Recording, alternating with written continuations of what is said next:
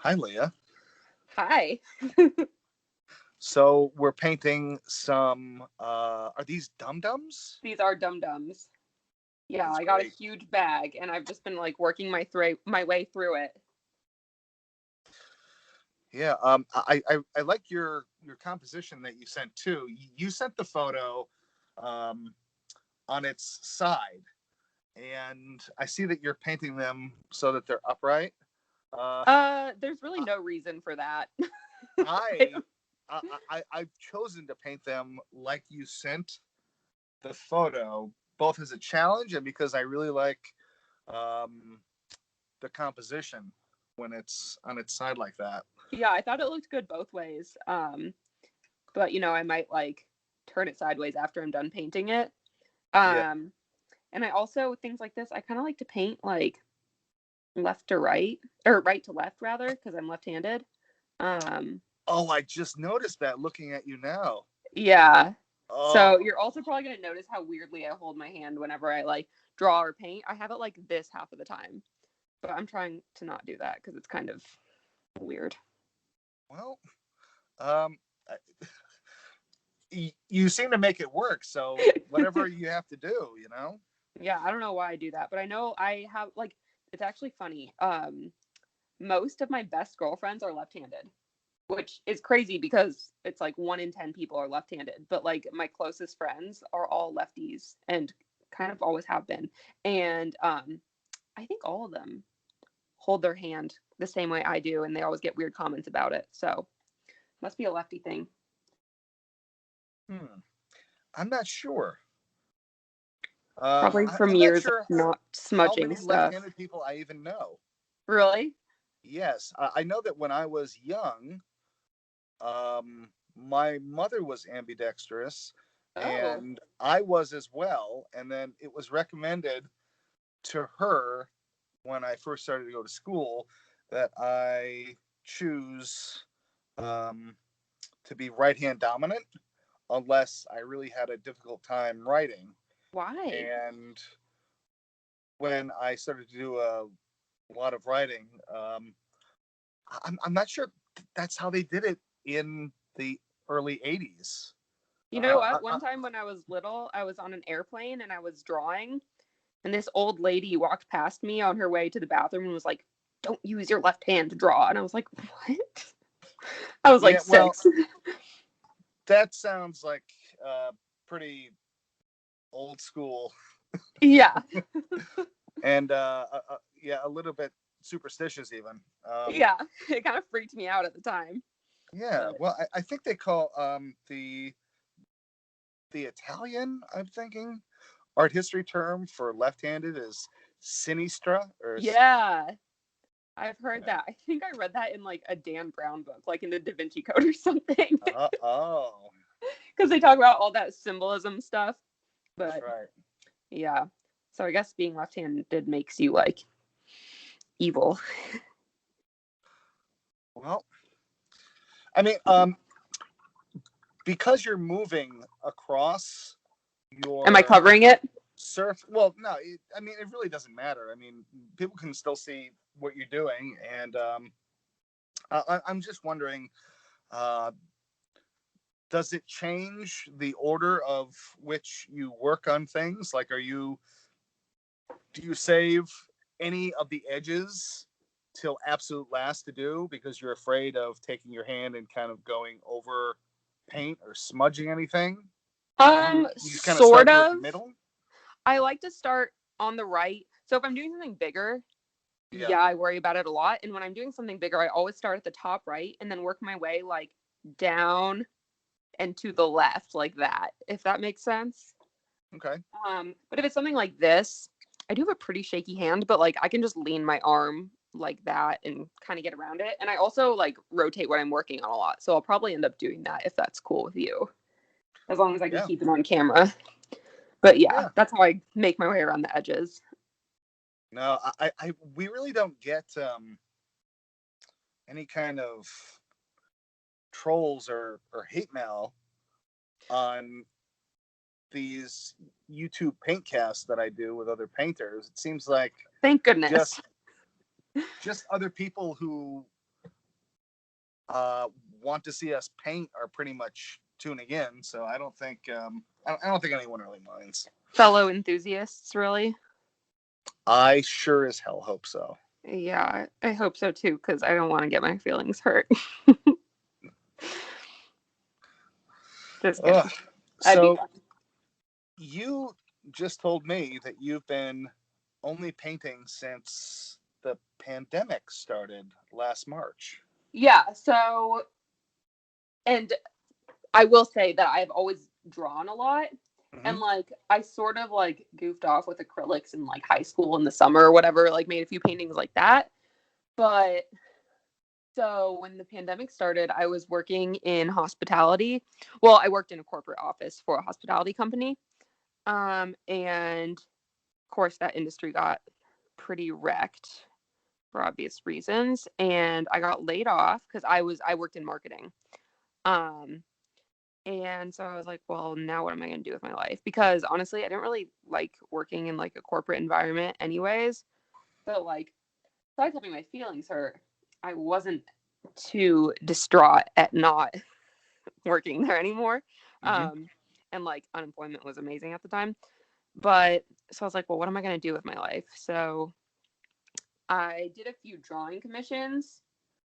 Just because I'd always done portraits like around Christmas and stuff, just for people to give gifts. Um, but I don't even remember what possessed me to buy oil paints, but I got this little mini Arteza, I think is the brand, just like a cheap little set of like every color. And I had no confidence in myself and don't like I get really mad at myself if I paint something I don't like, which doesn't happen as much anymore now that I've practiced a lot. Well, I say a lot, but it's been a year. But it happens less now than it used to.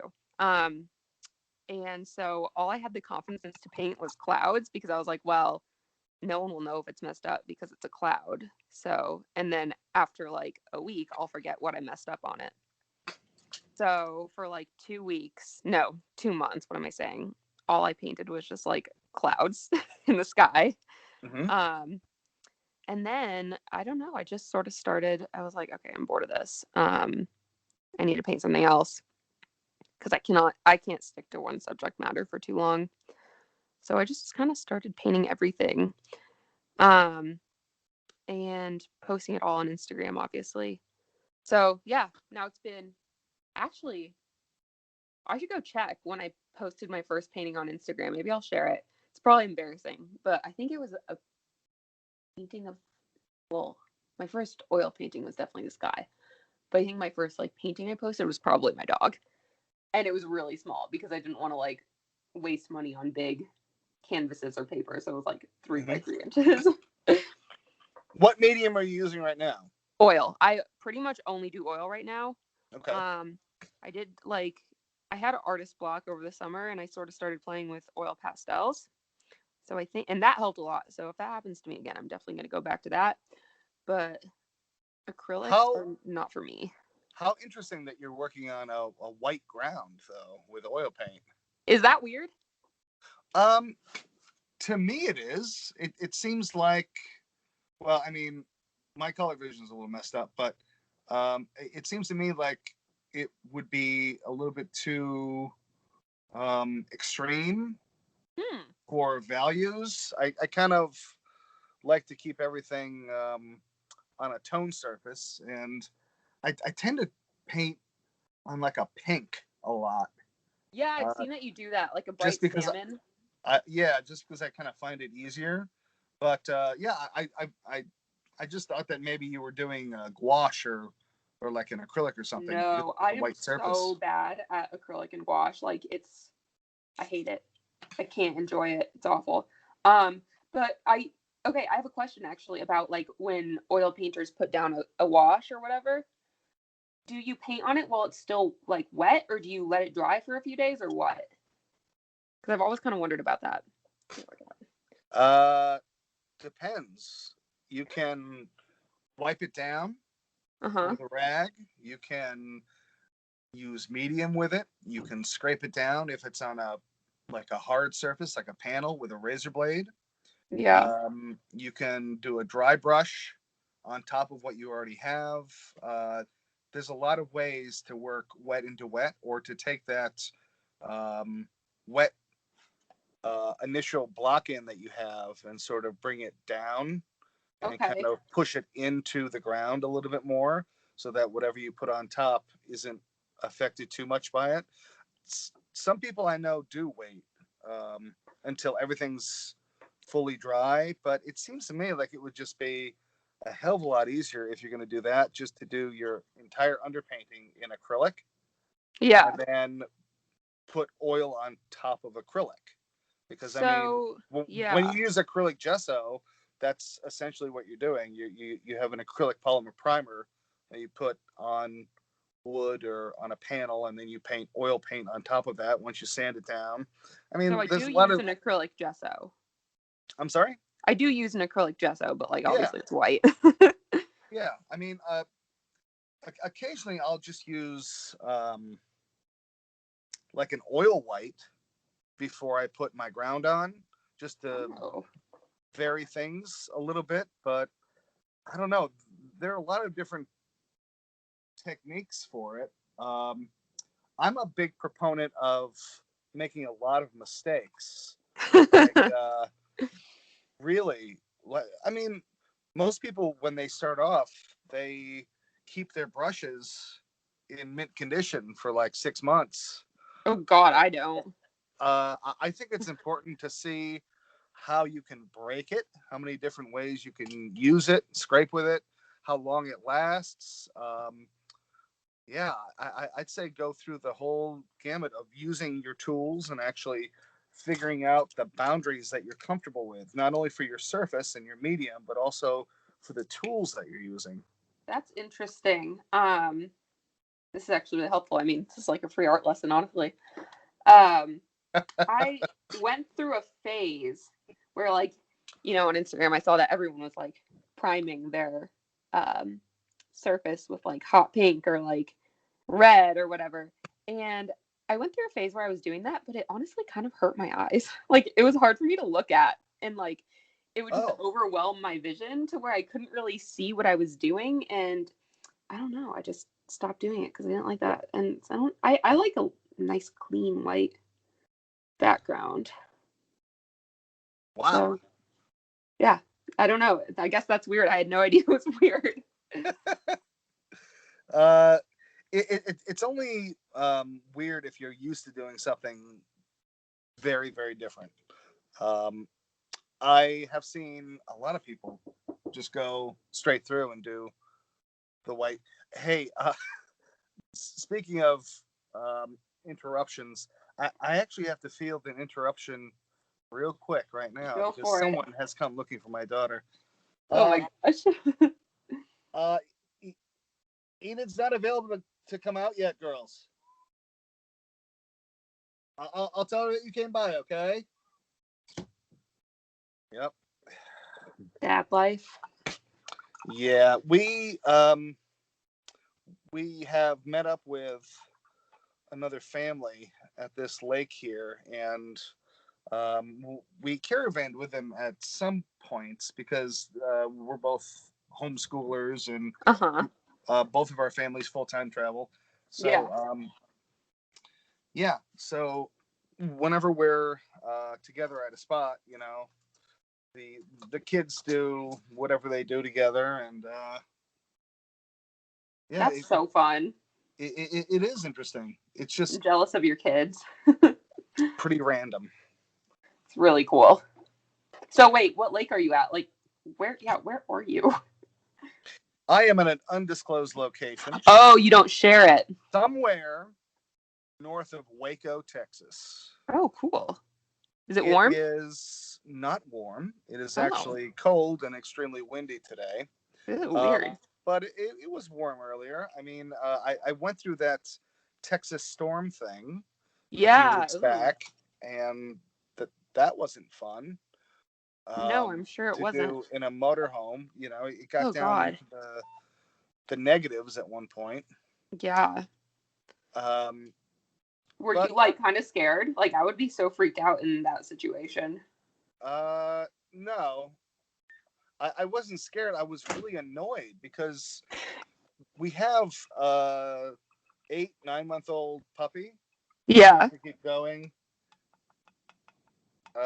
in and out, and she insisted on doing so when it was 5 degrees out, like 3 a.m.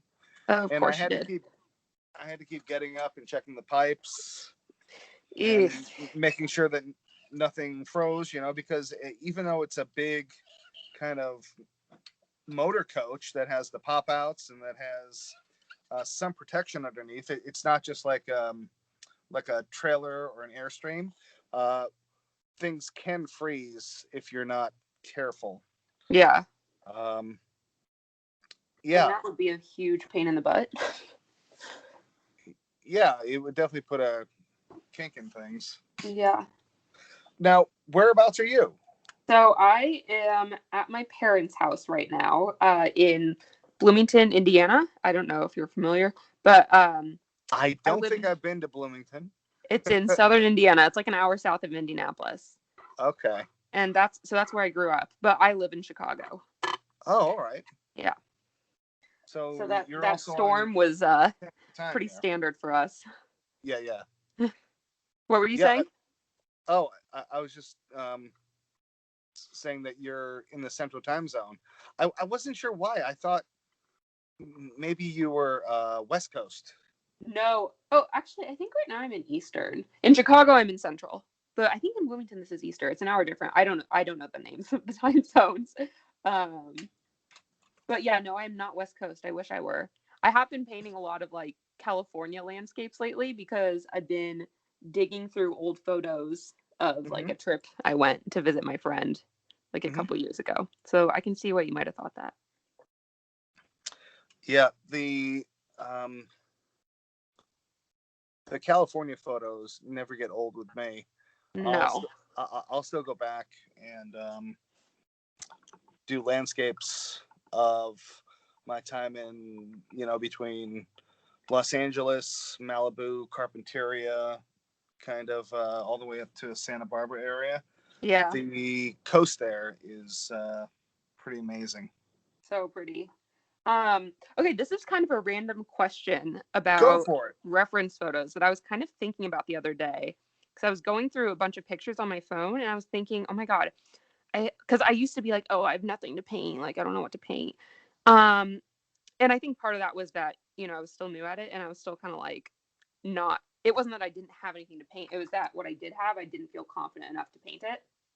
But the other day I was going through a bunch of pictures I have and I was like, oh my God, I have all these pictures that when I first took them, I was like, why would I want to paint that? Like, that's not cool. But then, like, I don't know, like, they've aged well in my phone, in my mind. And I'm like, now I want to paint all of these. And I was just wondering if you've ever experienced this.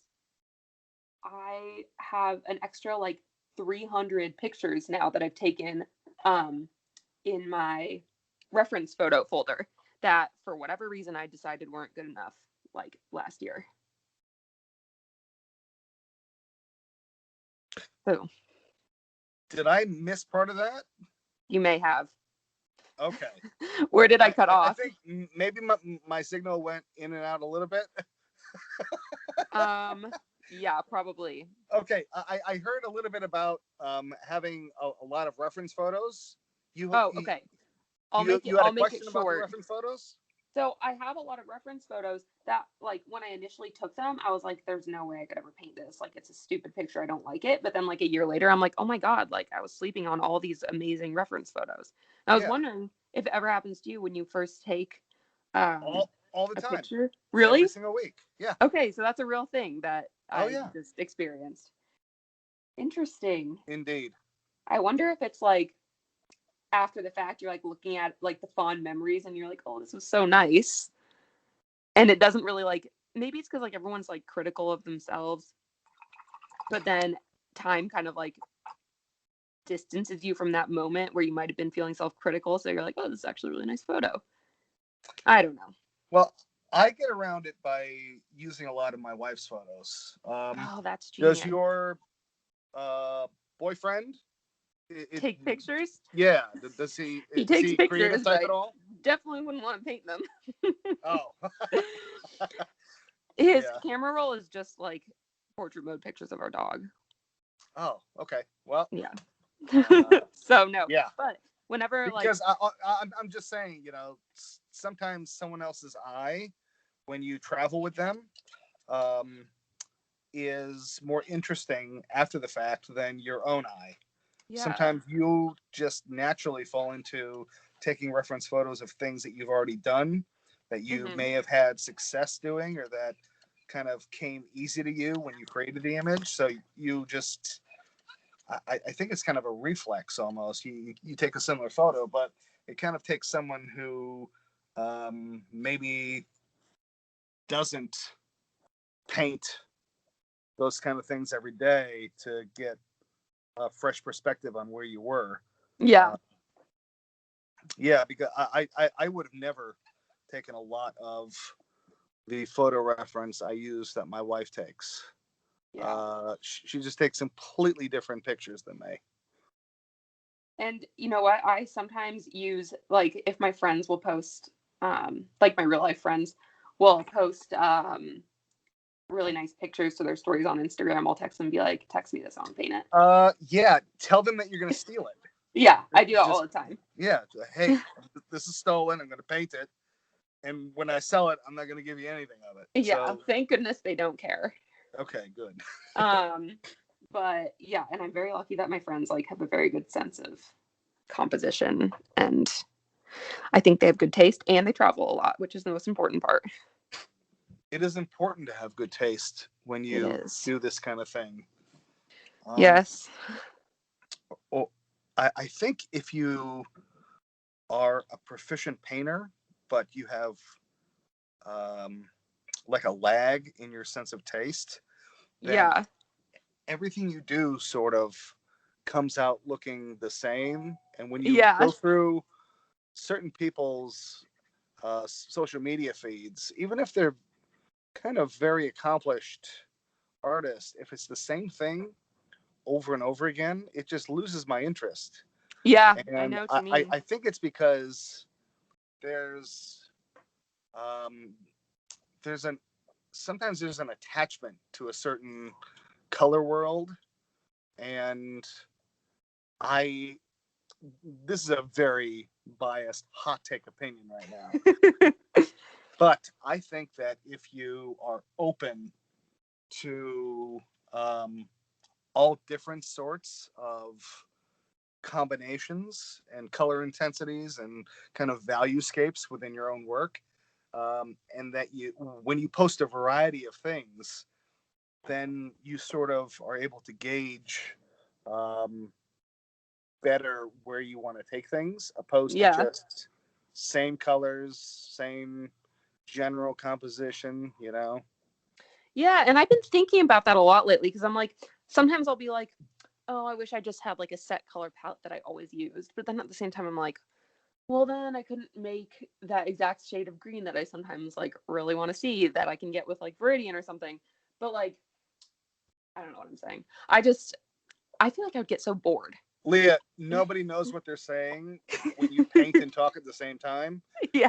When you listen back to this, you are going to say to yourself, I can't believe that that actually came out of my mouth. But there's no controlling it, which is I why I think know. it's so cool. It's actually really nice. It's kind of like a stream of thought thing, like Yeah. free association or something. Yeah. And it's also nice because like when you're distracted by painting, you don't get stage fright, which Indeed. which I am the most like. I don't like when people look at me. I don't like when people hear me. I don't like when people see me in a public place, and I definitely don't like public speaking. So this is a great distraction. Wow. I had similar social anxiety. And Really? then once I started to work out in public, uh, in New Orleans with all the tourists as they came through, that stopped. And I got to the point where it was like an unhealthy codependent relationship of the viewer's eye and me working. Oh, And I interesting. became a somewhat of a painting exhibitionist. in a way. That's really funny. I mean, that sucks, but that's also very interesting. Yeah. Huh. Uh, So like everything you did, you're like, would my watchers like this? uh, it seems like a bizarre thing to admit now, but there was a certain aspect of I want to make a certain amount of money today or this week at these markets. I don't want to be wasting my time. No, I What get it. what are people really responding to? What are they not responding to?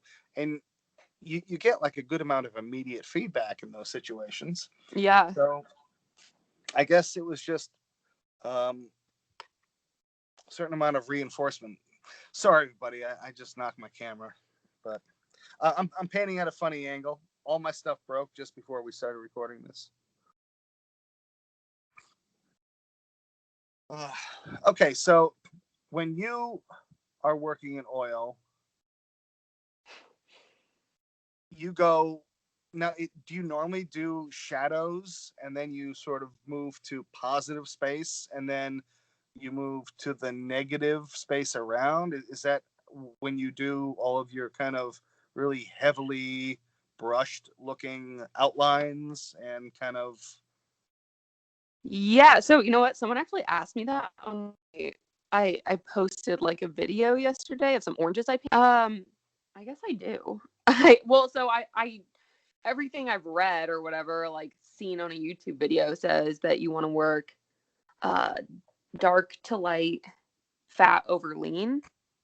I always get that like wrong when I try and explain it. But so I always usually my shadows are the darkest thing and I like them to be the darkest thing because it's like a really easy way for me to yeah. add color and like depth and dimension.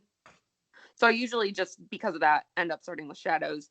Even if there's something a little darker that I put on top, usually it's dark enough that like the white in it doesn't really mix with whatever is darker, Mm-hmm. I guess, if that makes sense.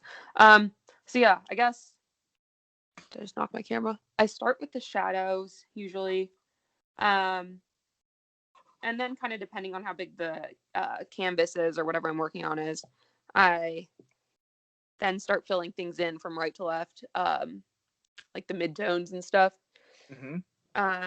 And sometimes I'll do like a whole section of the painting in that order. So like, not in this case, but like occasionally, if I know one of my shadows is going to be a different color than the other, I'll start on this like right lollipop and just do the shadow, and then do the color, and then do like the stem or whatever. Um, but for this, I wanted all my shadows to be the same color. But yeah, so I do that, and then I do my background last because I like to do the background to clean everything up and like straighten up the edges. So Okay. That's how I used to approach things um, when I first started out too. really, So why'd yeah, you stop? I think that that's definitely a good, well, one good method. I don't really adhere too tightly to that now. Yeah. Um, because I kind of have my own shorthand, and I've been painting for about 10 years. Oh my gosh. So, uh, yeah, sometimes I think to myself, not anywhere near long enough to be doing anything. Well, I Uh, was about to say I can tell because I'm like obsessed with everything you paint. well, I appreciate it. Mm-hmm. A lot of it um, is not completed dark to light, fat over lean. Well, don't you? Okay, this is I'm really showing myself and like how much I stalk your comments and stuff right now. But haven't you said before that you don't use any solvents? You just use like paint straight out of the tube? That's correct. Okay. Um. I used to rely on medium Yeah.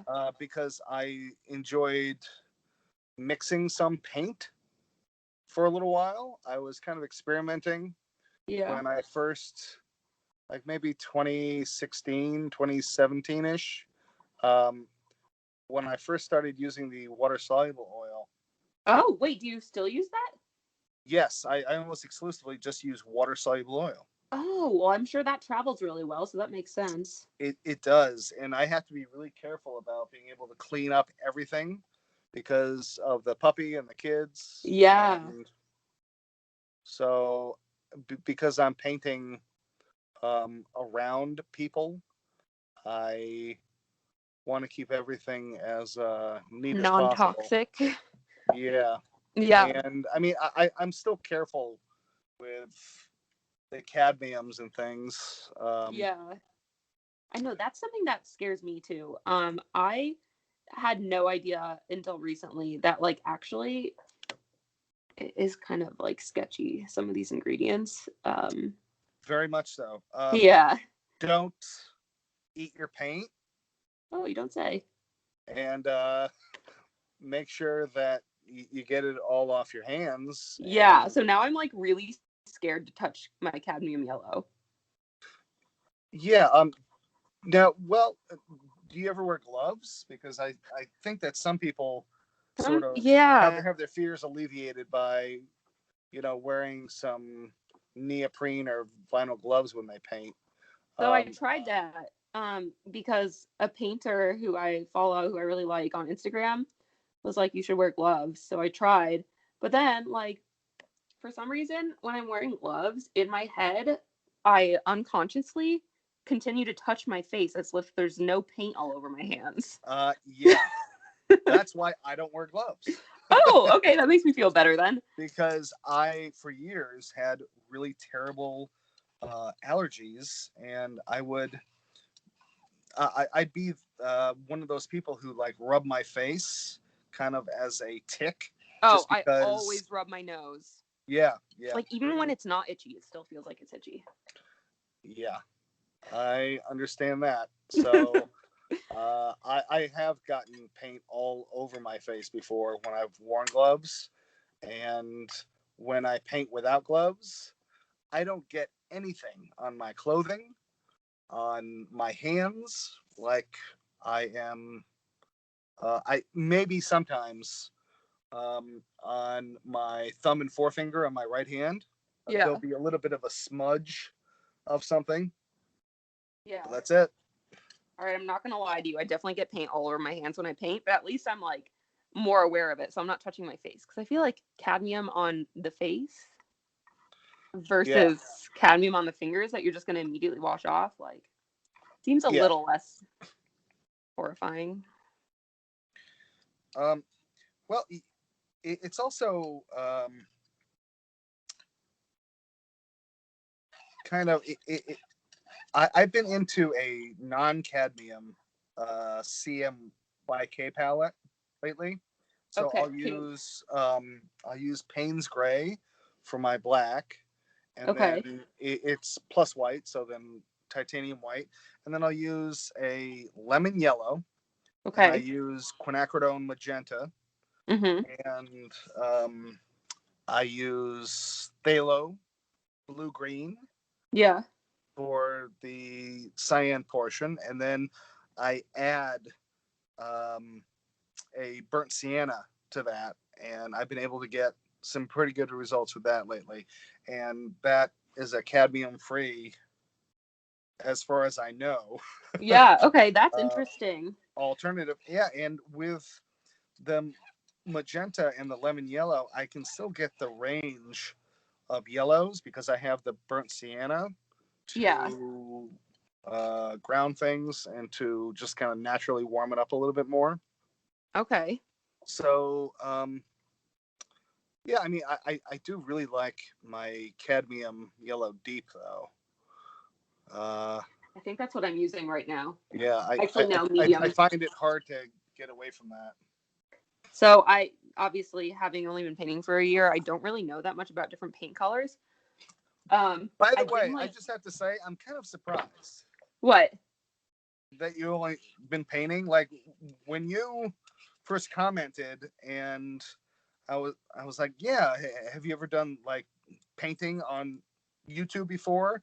Uh, when I looked at your Instagram account, I thought, oh, well, this is a daily painter who's been at it for several years.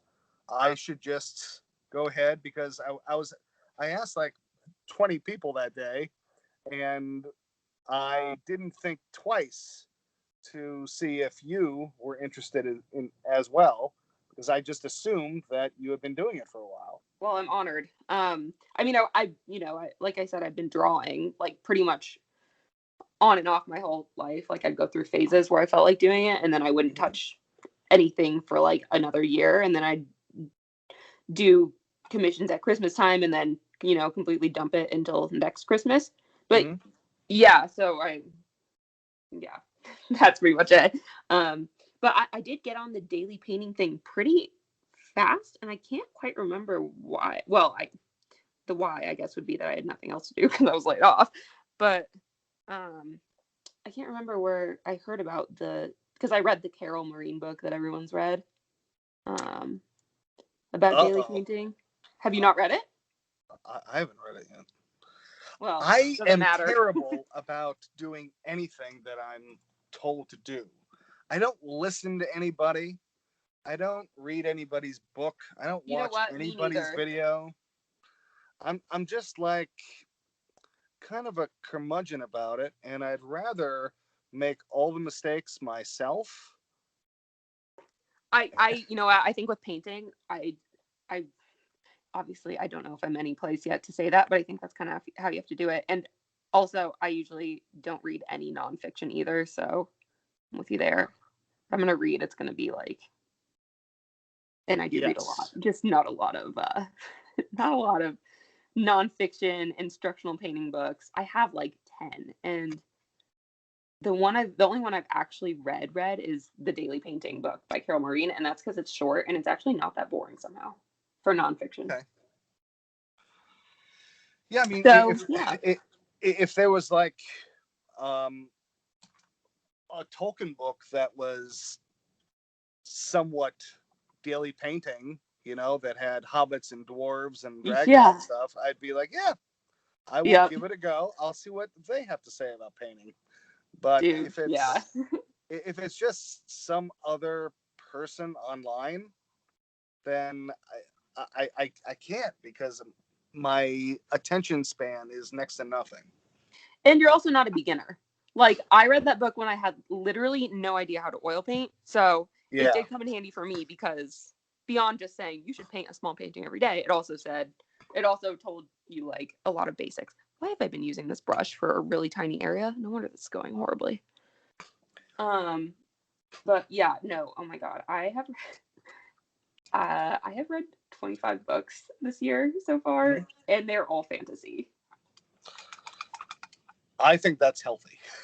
It's escapism. Yeah. Which is healthy. I agree. Yes. But sometimes I feel guilty that I'm spending that much time doing something that is not entirely productive. But you know what? Whatever. You just don't know how it's productive yet, I think. Yeah, maybe. I mean, my vocabulary is doing okay.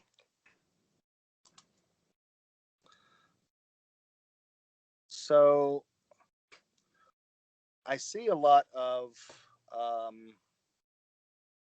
still life from you when you pop up in my feed. Yeah. What do you really enjoy painting the most? Where do you see yourself headed? Because I had other questions for you until I found out that you'd only been doing this for like a year. Sorry to let you down. So right now, I actually yesterday, okay, I'll tell you the long of it, since this is like one of those talking videos. In Chicago, I live in like a glorified studio. It's technically a 1-bedroom that I share with my boyfriend, but there's not actually like a door to the bedroom, just all open. And it's big, but it's like we both are working from home right now. Like, I'm painting from home and he's working from home, and there are no doors, and like I have a small desk that I work on. So I've been pretty limited in terms of, oh my God, look, I just smudged blue all over this. Dang it.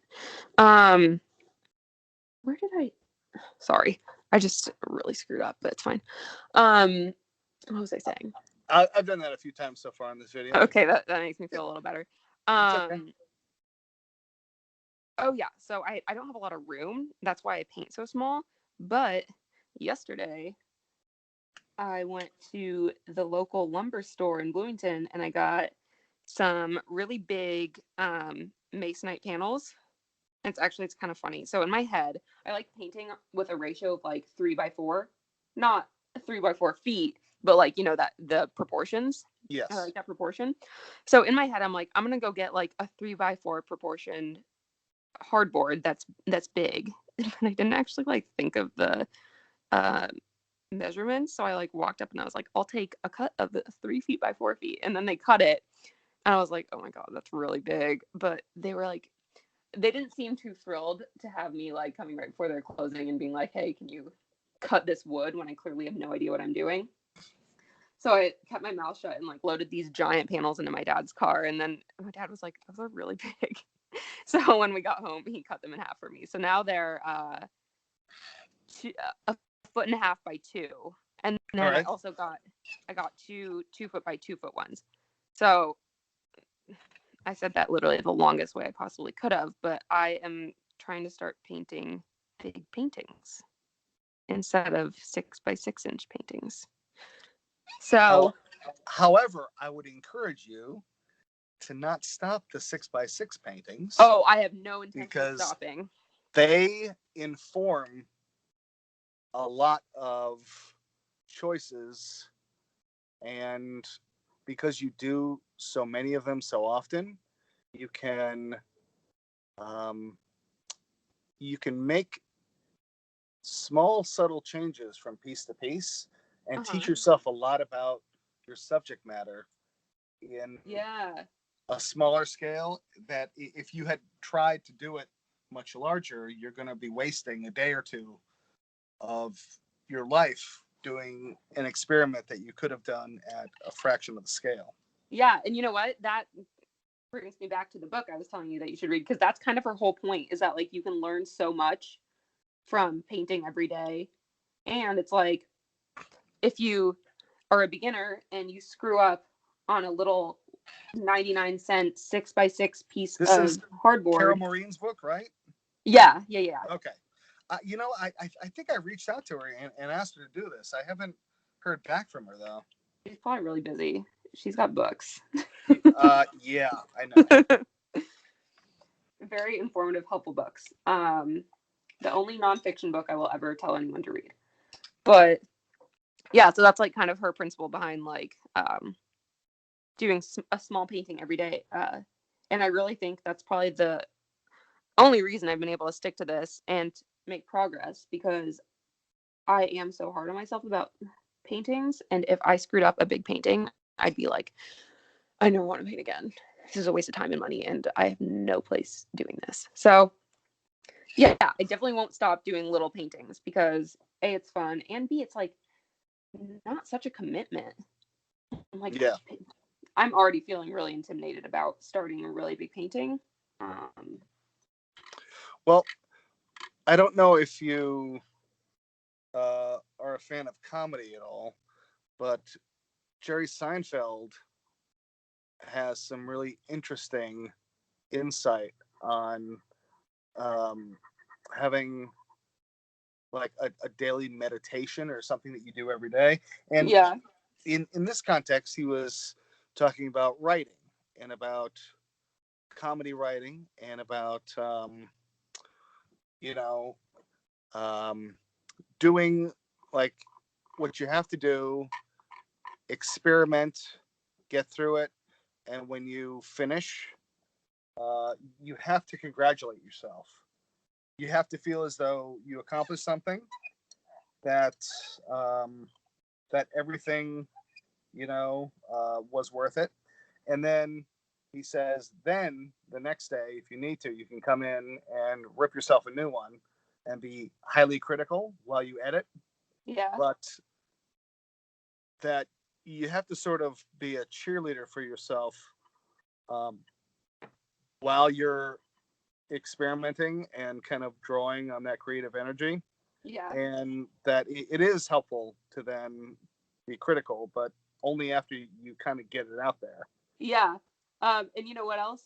related to that, like giving yourself a pat on the back, there's this book that my mom is obsessed with, and she's like been trying to get me to read it. I have it on my nightstand, but like I can't do it. But it's called like Tiny Habits, Big Changes or something. And like one of the most like important things about forming a new habit is that after you do whatever you're trying to form a habit of doing, you have to like pat yourself on the back and have a mini celebration.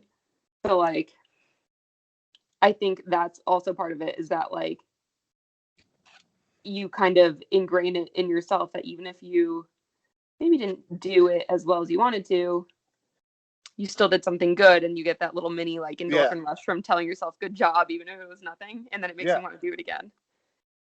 The whole point is you still did it. Yeah, exactly. And I mean, the major thing that holds a lot of people back is just doing it. Yeah, for sure. Oh, and recently, like the last year, I'd say people have been very enthusiastic about getting my opinion about a whole range of painting topics. You're a big deal. And I'm not sure if they are happy with my response to a lot of them. And it basically goes for most DMs, emails, um, like you have to paint a lot of paintings. Yeah. And some people respond and they're like, yeah, well, thank you for telling me that. No one's really telling. Uh, the people I know are telling me quality over quantity. So it's good to hear someone Who's just. saying quality over quantity for like beginner paintings? I don't know. I Dumb. mean, No offense. I'm sorry. there's probably a lot of theories out there for why anyone would do anything, but I always tell people like, um, well, always, as in the past 9-12 months, Yeah. that if you still have the same question after painting 500 paintings, then email me or DM me again, and then Yeah. ask me, and then I will legitimately, after seeing that you've done all that work and that you're still not, that there's still like a block, like then start to ask other people. Yeah.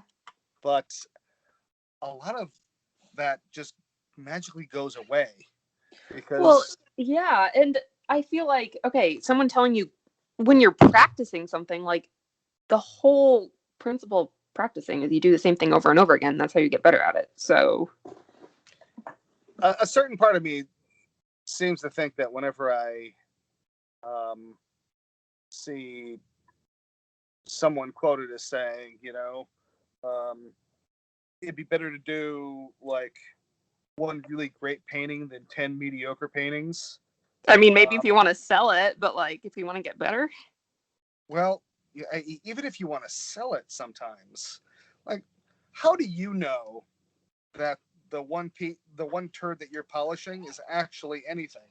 true, Like, true, true. how about you do those 10 and then pat yourself on the back for doing them, figure out what's the strongest piece, be critical, and then put that forth. Like, I don't know.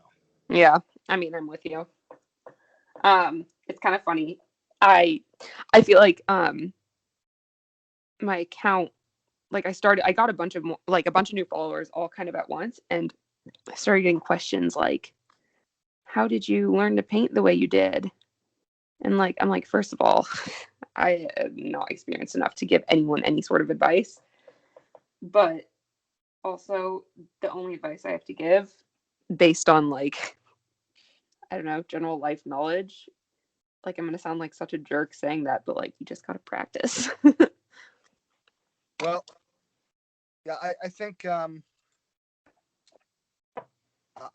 think that it sounds at the outset like an an oversimplification Yeah, of like a truly nuanced issue, but I'm not sure if it is. I'm pretty sure that those people who are trying to um, hawk, you know, their various methods on with like oh, you know how people do those seminars, those webinar things, Yeah.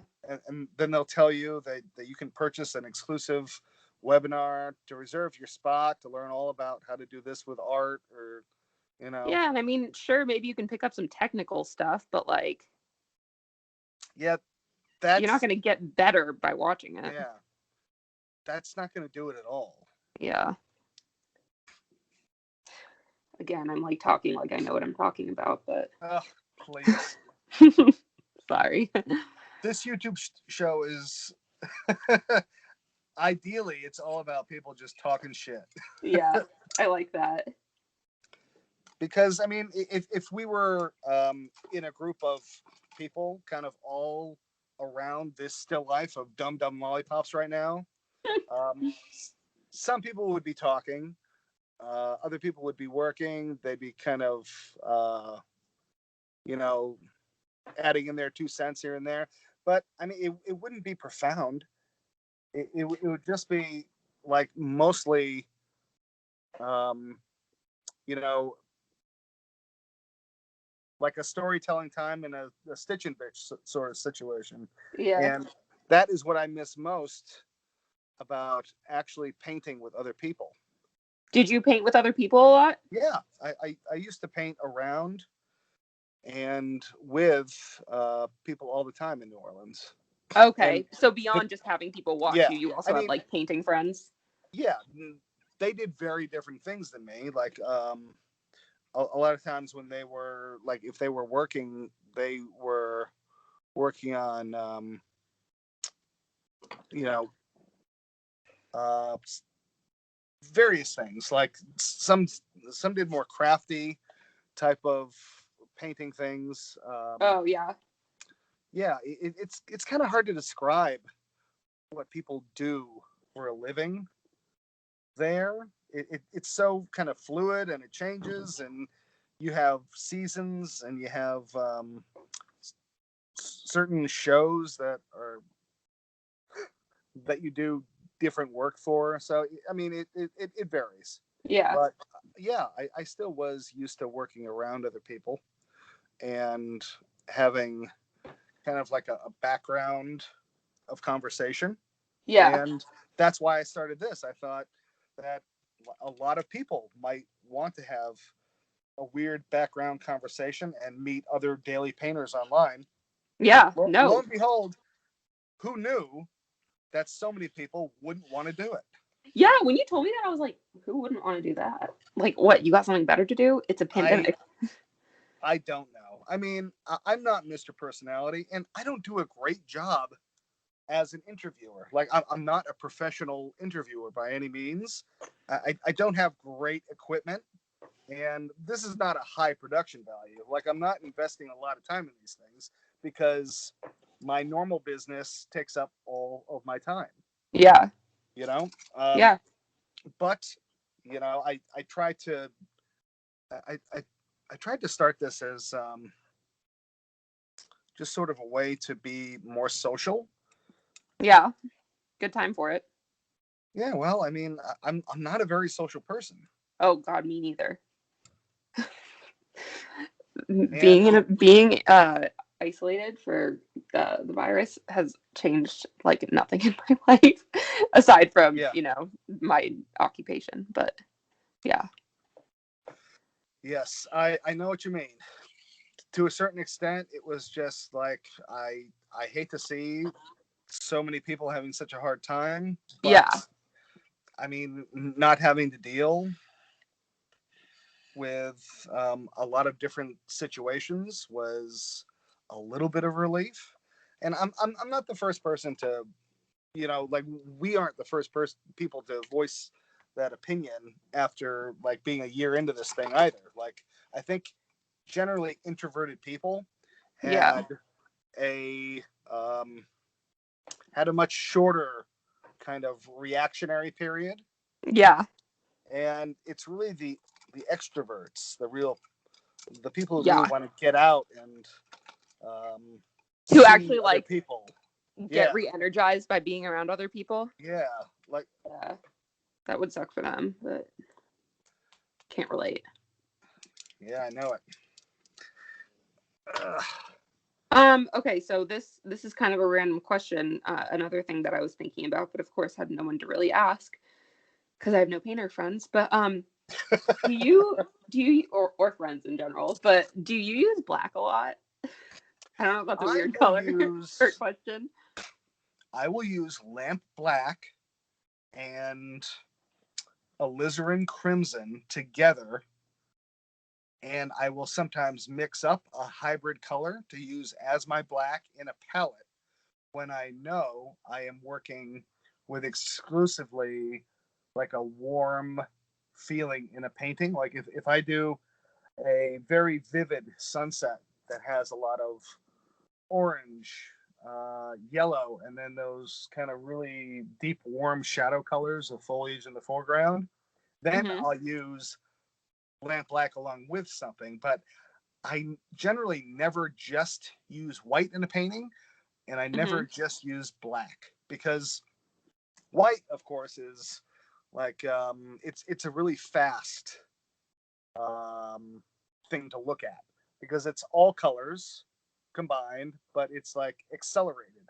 Uh-huh. So if you put like a color wheel on the end of a drill and you spin it real fast, it turns white. Yeah. Um, and then the opposite is true with black. It's the absence of color. So I don't really want to, if I'm painting, I don't really want to add too much of the absence of color or too much, of the over abundance of all colors accelerated all at Mm-hmm. the same time. Um, so that's why I think I like Payne's Grade. Do you use Payne's Grade at all? I don't own any, but I could Okay. be convinced because I don't know anything about Okay. it. So, Yeah, it is a uh, like a dark neutral bluish, okay. and it's very helpful when you have limited palettes. Mm-hmm. Because yeah, Uh, I don't paint with more than I don't think I've well, not in a long time. I don't paint with more than like 5 colors at once just because it gets overwhelming for me.